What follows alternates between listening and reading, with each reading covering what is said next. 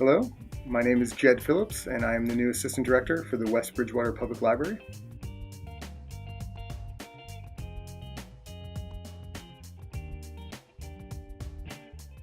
My previous background, I graduated about 5 years ago from Simmons College, the Graduate School of Library and Information Science, with my degree in library science. And I was working at the Ames Free Library in Easton prior to coming here as the Head of Technology and User Experience.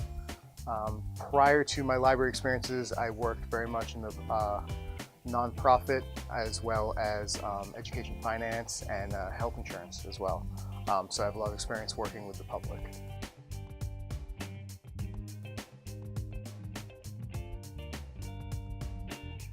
Funny story, actually. When I graduated high school, I didn't know what I wanted to do. My mother sat me down and said, "I think you should be a librarian." And being 18 years old and getting advice from your mother, I ran in the opposite direction immediately. And it wasn't until a few years after I got my undergraduate degree that I took it seriously. And mothers know their kids, and she was 100% right, and I haven't looked back, and it's been a wonderful time.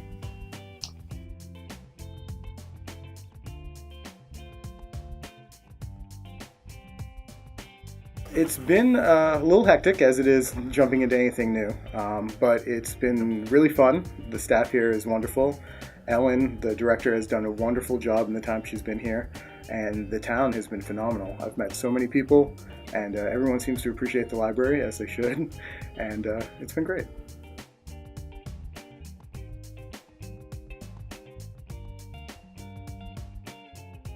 Generally, I'm just trying to bring more 21st century technology into the library.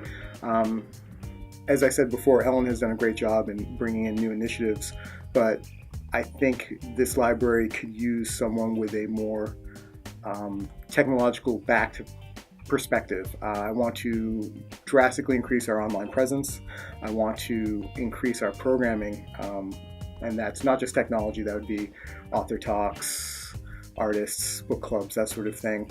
The library really should be not just a repository for books, but really a third safe space, a community space. So I want this to be the first place anyone in West Bridgewater thinks of when they need to go somewhere to do something, to meet with people, to learn something. It really should be an open space for everyone.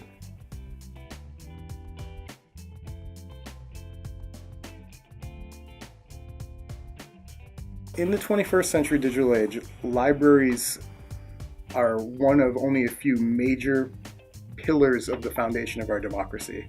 In an age where people are yelling fake news, where you're not sure where your resources are coming from, what's true, what's not, the library is really the most accessible place for any American citizen to learn about that information, where it comes from, what's valid, what's not. Also, the library is one of the most important places to bridge the digital divide. Those that have access to high-speed internet, those that don't, those that may not have access to newer technologies, they can come to a library to learn about them, be exposed to them. Emerging technologies like 3D printers and programming, they can learn those things at the library and kind of even the playing field.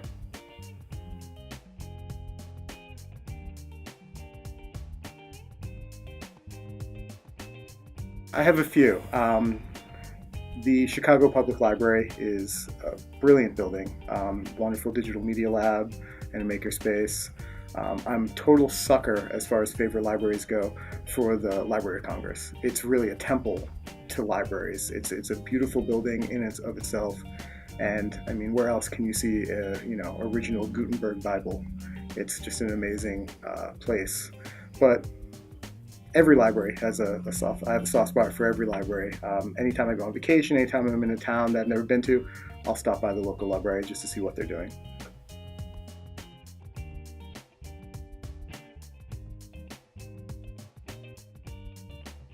Mostly reading technical things.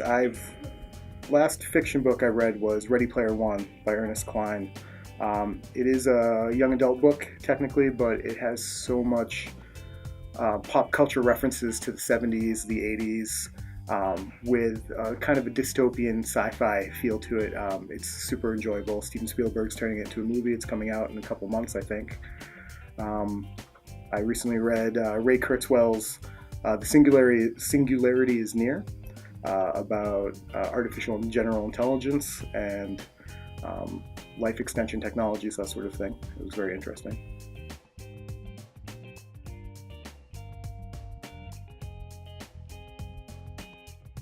For kids, I'm a sucker for the classics. My Side of the Mountain.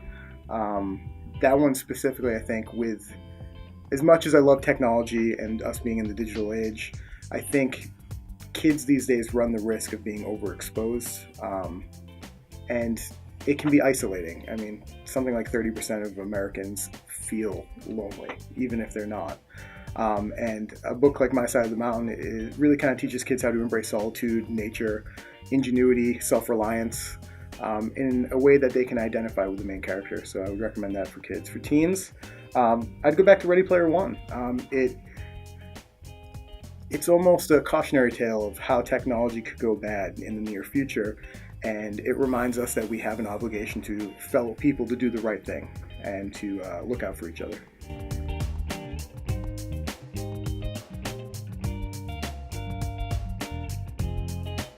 The future of public libraries it's bright. If we don't talk about funding or federal budgets or anything like that, the need for public libraries is stronger than it's ever been.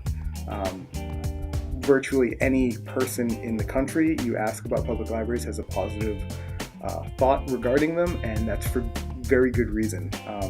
As I said before, we are the people's university. If you need to learn something and you need to get reliable information, the library really is the best place to go. It's no longer a matter of finding an answer, it's finding the right answer. There's so much information out there now on the internet that you need a professional to help you kind of wade through that information to find the quality you're looking for.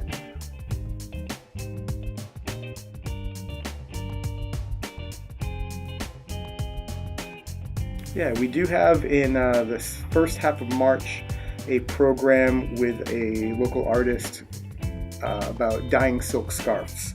They'll talk about the history of the silk scarf, different fashion styles, and everyone that participates will make their own silk scarf, dye it with natural dyes and pigments, and then the artist that is running the program will be talking about how to wear it with your personal style. It's going to be a very interesting hands-on experience.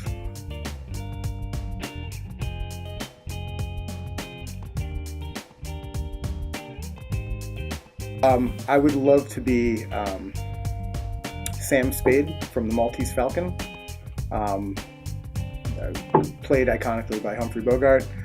Just that witty banter and quick wit is always impressive to me. And it's too often, it happens to everybody, where someone says something and then 10 minutes later you think of the perfect comeback. Sam Spade doesn't worry about that. He knows what to say at any moment, and as far as fictitious people go, he'd be a hero of mine. Yeah.